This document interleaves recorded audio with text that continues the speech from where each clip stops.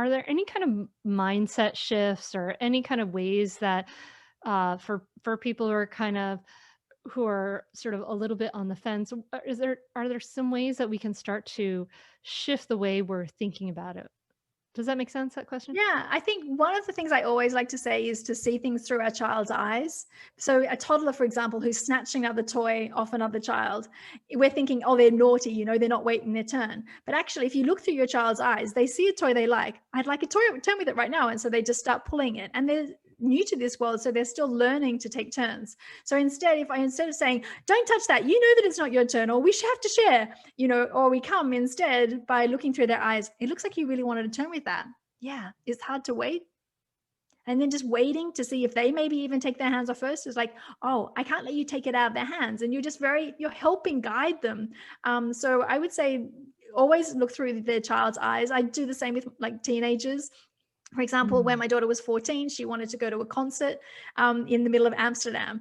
And thinking as an adult, I'm like, I'm not letting my child go to a concert like at a venue without any parents. What are you thinking? But looking through her eyes, she thinks she's ready for a concert and she feels safe. So how can she get to go to the concert and I do as much as possible to keep her safe? And then we work together, kind of similar to what Alfie Kohn would say, is like, how can I find ways that everyone can have their needs met? So we worked out that I would feel comfortable, because I didn't know the girl she was going with, that they'd come over to our house and have some pizza together. And then I'd cycle with them to the venue and I would sit in the cafe on the corner and watch them go in. And then I explained that, people can spike your drinks and things like that. And they was too scared today. You didn't even have anything to drink the whole time they were there.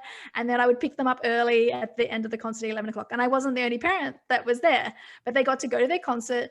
They were as safe as they could be. And we managed to, instead of me saying, no, you're not going, and then she maybe want to sneak out behind my back and not trust me, And then there were other times when I had to, say, yeah, I don't feel safe. My son wanted to go, he was 16, on a boat with some friends. And I'm like, actually, I think all of your friends are really responsible, but I'm more worried about like, if there's bad weather or someone does drink and gets really silly, I can't feel safe about that. And they ended up finding a place where they could go that was safe. And then I was okay with them going away together. So it's like sometimes having to say no, but they'll know that you've really tried to find all those things. So it's just seeing through their perspective. They're not trying to be naughty. They're not trying to push the boundaries. They're not trying to, they just, see things through the child's eyes. Would that help, do you think? Yes, absolutely. I love that. That's a beautiful way to end. And you're talking about, you know, just being open-minded, like honoring your own instincts about safety and honoring that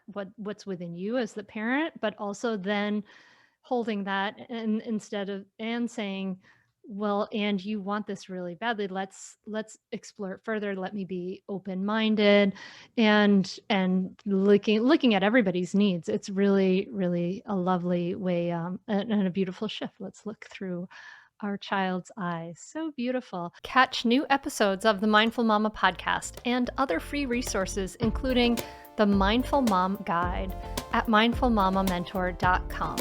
You can listen to every back catalog episode, including interviews with Dr. Dan Siegel, Janla Van Zant, Sharon Salzberg, and get meditations, join our private Facebook group, and more. Go to mindfulmamamentor.com now. I'll see you there.